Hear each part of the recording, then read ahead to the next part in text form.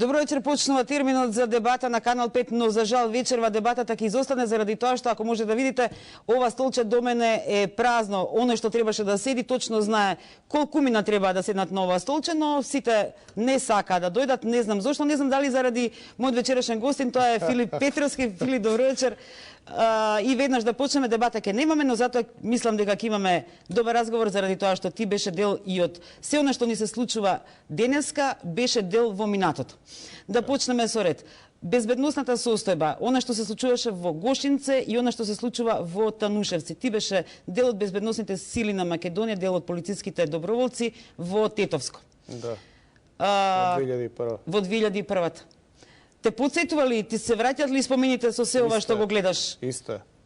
Исто е, не само ова последнова како епизода напади на караули, но и увертирата која што ја имаме оваа година од неколку месеци со креираните разговори или нели материјалите што ги доби Заев од странски служби и во соработка со странски служби, како и ликовите кои што му ги дадоа сега беа инволвирани 2001 година во аферата Големото уво, со тоа што тогаш не ги објавува, но ви ги поделија на вас новинарите како транскрипти, но никогаш не се докажа дали се вистински, реални или тогаш биле на исти начин како денеска, сецкани, лепкани или давани по потреба на оној на кој што треба да му предизвикаат реакција. Значи тогаш и сега им дадоа на некои новинари, а на големиот дел не само што не им ги дадоа, туку секојдневно раскажуваат и прераскажуваат за нив, односно пуштаат разговори за нив. Ти беше дел и од прислушувањето во 90-тите, на 2000-та беше тоа. Имаш полициско, така, имаш полициско досие Марта. Да. Што те поврзува со денешницата тоа полициско досие? Има една вертикала која што може да се извлече. Верушевски се појавува во еден од документите како подписник. За жал, законот забранува да се објават досијата и мислам дека тој закон мораме подитно да го промениме, за да дополнително одредени материјали се појават на виделина на денот и со тоа ќе го дорасветлиме сето она што и се случува на Македонија од оваа клика на луѓе кои што она што го правеле во 90-тите го направија во 2001 и го направија повторно во 2015, но периодот во кој што они делуваат е поширок и се тоа едни исти ликови кои што овие методи ги користат за уцена на политичари, за промена насилна на власта и за обезбедување, како што самите викаат во нивните разговори објавени во средствата за масовно информирање, за обезбедување добра позиција за нив. Нели, се ќе биде хаос, ќе има граѓанска војна, меѓутоа тоа не ги засега нив, затоа што они имаат лагодна позиција и многу ќе зависи се од нив. Дали за ова прислушување зборуваше, беше член и на Собраниската комисија за следење на работата на УБК? Да, во тоа време да. Да. Во тоа време да. Не најде заеднички јазик со опозицијата во врска со оваа твоја иницијатива или? Јас што направив?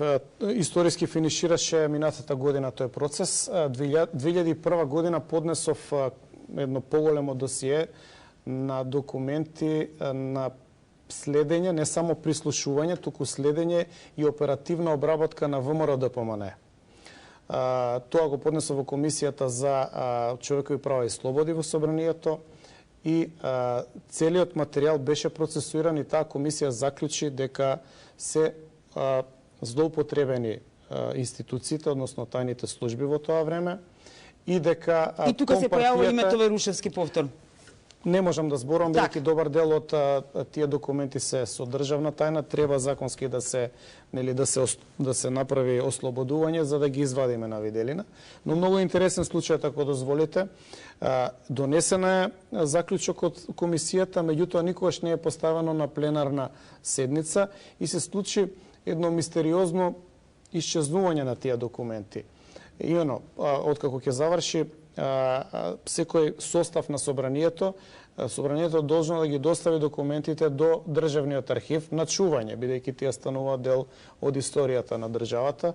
Но имавме ние една поголема потрага да ги пронајдеме од 2001 година документите каде се, за истите да бидат поднесени до Комисијата за лустрација и врз основа на тоа, бидејќи ја сочував мојата копија и поднесов барање до Државниот архив, а Државниот архив до Комисијата за лустрација, популарно кажано, и беа лустрирани повеќе луѓе од тој период. И практично јас го знам методот на кој што тие работат и можам да ви потврдам дека истите методи се користени против ВМРО ДПМН и сега. Во периодот од 2011 до 2014 или 2010, не знам точно истрагата сега до кај ќе го расшири тоа, но истите методи се користени против ВМРО.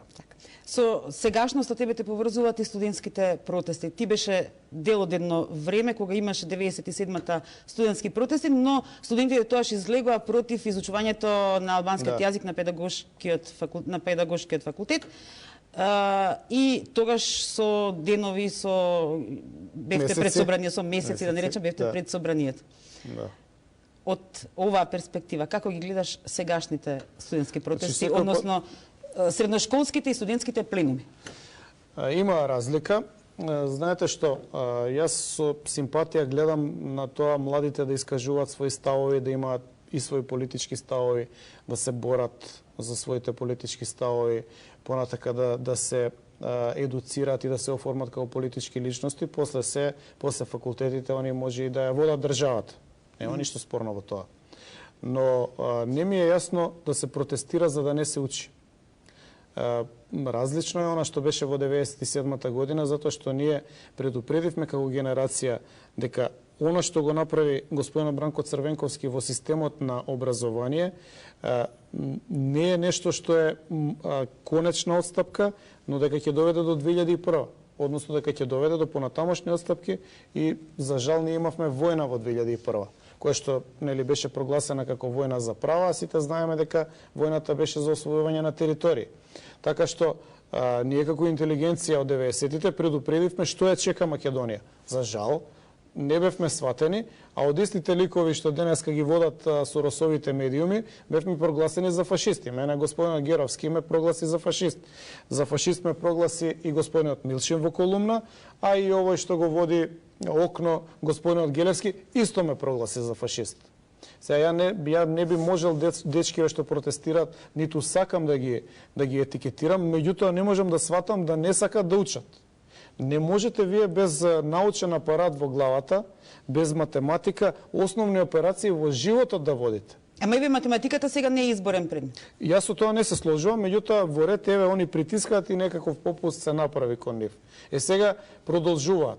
Мене сето тоа ми личи на една добро оркестрирана и водена политички операција против власта, која што во рамките на стратегијата што ја направи Прогрес, а за потребите на СДСМ треба да финишира со немири, со искачање на улица, на искачање на улица, предизвикување на масовни немири и насилно симнување на оваа власт, бидејќи СДСМ, како што каже господин Црвенковски пред 2 дена во писмо, преку избори не може да дојде до власт.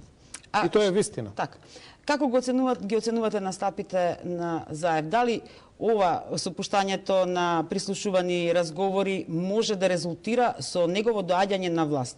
Не може да резултира со негово доаѓање на власт, најверојатно ќе резултира со негово заменување во затвор од 2 причини. Прво, не му дава никој право законско и е дело да поседува туѓи разговори, а второ, објавувањето на туѓи разговори е исто така дело.